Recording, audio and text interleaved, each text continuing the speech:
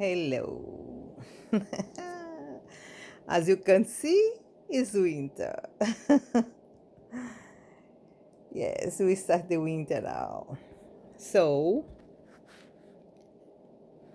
um, I am very comfortable, as I should in my age. Yes, okay. This video is continuation of what I have been talking lately. It's about my legacy to my grandchildren and my extended family later on after I passed away. So, yes, this is for them to know where grandma came from. How was her life? Yes, back in days, long time ago. Yes, grandmother is talking about her childhood and her life. So let's continue, okay? So my childhood was very, very good. I had a lot of fun because the city was very small and you live in one villa, yeah, um, about 25 minutes walking from the city center. On those days, it was far away. Not today anymore. Today is very central, but on my days, it was not central. It was a little far from the city center. So you were considered poor because we were living in the skirts of the city that was on those days was about 20,000 people. Okay, so my childhood was very nice. We had a massive back garden with loads of trees, mango, goiaba, avocado, so many things, so many fruits, oranges and lemon and pomegranates, um, or other fruits that you don't have here, like kaju. So you had loads of fruits on our back garden. So my childhood was climbing trees. I was pretending that I was flying on top of high up on the trees and bouncing the trees, nearly coming down to the floor, coming up again.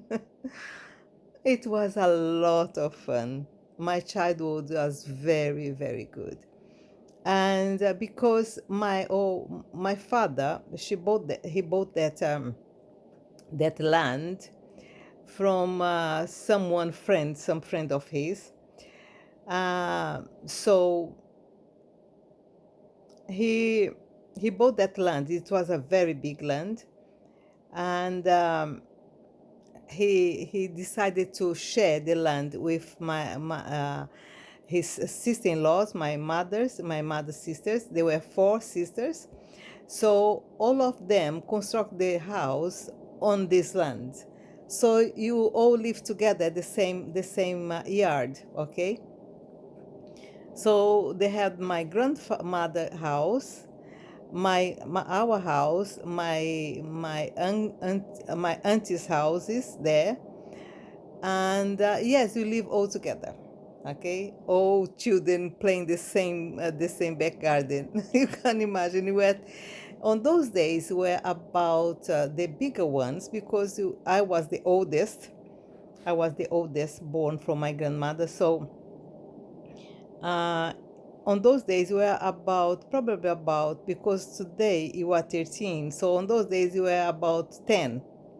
You can imagine 10 children climbing trees all day long. Yes, it was fantastic childhood. But before this, when I was very, very baby, my mother had me and my sister only. I was about 2 years and a half. On those days, you didn't have any gas cooker. So my mother was very busy because she had to prepare my father's dinner and bring it to some place in the city center for the conductor of the type of car, because on those days it was not, yeah, it was a little Ford, probably something like this. So a little bus. So he had to bring the foods to the airport because my father was working in the airport. He was an engineer. So my mother had to wake up early in the morning. She had two babies, me, who 2.5, and my sister, there was a baby. So she had to wake up in the morning, prepare, and first light the stove, yeah, to do the food and prepare everything. So she had to run to the city center to drop the food to the bus to take to my father, because all the wives were doing the same. So, it was a congregation of wives delivering the food to this bus men so they can take to the airport for the men working in there. So it was a very hard life. And on this particular day, my mother had friends around, of course, and one of her friends were pregnant, and she had problems to get pregnant. So everyone was very careful with her, for her not to lose the baby. So early in the morning, about 8 o'clock in the morning, her husband ran to my house, to my parents' house, and he said, "Oh," called my mom, Maria. Said, "Maria, please, can you come, because my wife lost. She faint on the floor. She faint." So my mom was so worried about her that she didn't realize that I was following her to the entrance of the house. She thought my grandmother was looking after me. My sister was in the coach, of course, she was a baby, probably sleeping. But when I saw my mom panicking, I panicked myself. And I started to cry and follow her. And my mother thought my grandmother would come and pick me up. And then when my mom come over from her friend's house, she asked my grandmother, "Where is Miriam?" And Miriam was not there anymore. So I was kidnapped. Someone going through the streets saw me crying and picked me up, and then vanished with me. So you can imagine the drama it causes. So it was panicking all over. All the neighbors came around and trying to find me everywhere. And then they heard that someone said that person, I'm not going to say anything else because I don't want to offend anyone. So someone different from our normal neighborhood, took me, and they saw that woman with me crying on her arms, and about 20 minutes or half an hour from my house. So they start to search, to concentrate the search of me on this area there, but they didn't find anything. So it was about 8 o'clock in the morning. So the news went to my father in the airport, and all of them came down. My father and my uncle that was working also with my father in the same day. So they came down and searching for me, and my grandfather also. Everyone searching, and police got involved, and no sign of me.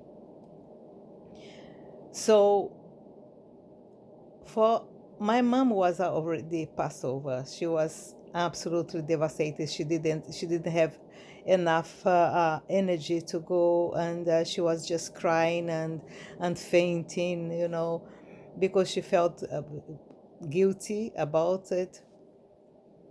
So it was a trauma for everyone. It was terrible situation.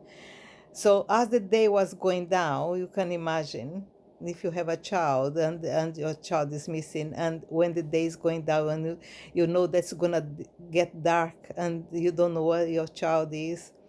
So when the day was going down, it was about 5 o'clock in the afternoon, and so my mother was already completely passed out. She didn't have enough energy to go anywhere because she was just crying and walking down the streets, calling my name. So it was about 5:30 in the afternoon. Someone said, "Oh, Miriam was found. Miriam was found. Miriam was found." So she just fainted when she heard that, because she thought, oh, they found her dead, because I was missing for the whole day long. And then my father heard the news and went straight to the place where they said that I was. So I was with a lady. Someone found me about 5 o'clock in the afternoon, when she was crossing the street in front of a cemetery, and then she heard child, that crying in despair. So she was not afraid of going and looking at what noise was that, what this child was crying like that. And then she went just nearby the gates. I was there, and then she picked me up, and then I grabbed on her like she was my, my savior. So when my father came to that lady to pick me up and say thank you for found me, etc., I didn't want anyone. I didn't recognize my father. I didn't recognize my grandfather. And then when they brought me to my mother, I didn't recognize my mother. No one. And so the lady was not sure that I was belonged to them, because I didn't recognize no one, because of course I was all traumatized. So for my father to convince that lady and the police that I was their daughter, they have to bring photos. And thanks God my father was very into photos on the day, because this was very new. It was something new for him, so he was in a lot of photos. So they have photos of me and my grandfather and my mother, my grandmother. So they convinced that I was the child that was missing from them. I was saved, but very traumatized, very traumatized. I keep crying for many days. I didn't recognize no one, and it was very hard. And I was in traumatized for many years, many years. I was afraid of everyone, especially the type of people that lady was. I was traumatized a lot. Anyone that was looking at the same color, looking at like her, I just run away screaming, and I hide myself. I remember hiding myself still. I was about 6 years old. I was still hiding myself underneath the tables, underneath the beds. Everyone that was not familiar to me, every face that was different, I was hiding underneath anything. Wardrobe. I remember peculiarly one day that someone came, I didn't recognize him. I ran so fast. I was in the garden, and I ran so fast, and I got inside my mother had a table on our house that had this cabinet. I don't know if you saw any table like this, but that table had a cabinet, and I opened this cabinet. It was full of books, and I managed to fit myself inside. and I was there for many hours. My mom was calling me, and I was so afraid that I didn't even reply to my mom. So yeah, it was very hard. And then she knew the place I was using to hide, so she found me afterwards. But yes, it was very, very traumatized for me. And this was with me until I was 16. When I was 16, I met someone that started to work on me and help me to, to get over this. I was very shy and very quiet. I was hiding myself behind books. I was reading 24/7. That was my escape. So reading, reading, reading. So that's what was my escaping in life until I was 16. 16 to 17 is when I managed to get rid of fear, this fear. So, but I was completely cured when I managed to come to England, and then I did the regression. Is when I really managed to free myself a little more. I still have some leftovers from these experiences. I know that, but it's less today.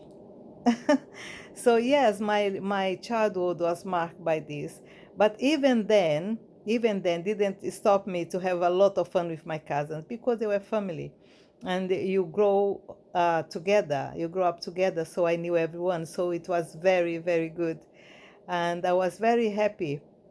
uh, Between, apart from my fears, during the day I was very happy. I had more problems during the night because of this experience. I was having some visions during the night, and I was seeing some shadows and people coming. You know what I mean? I was being followed by some different beings.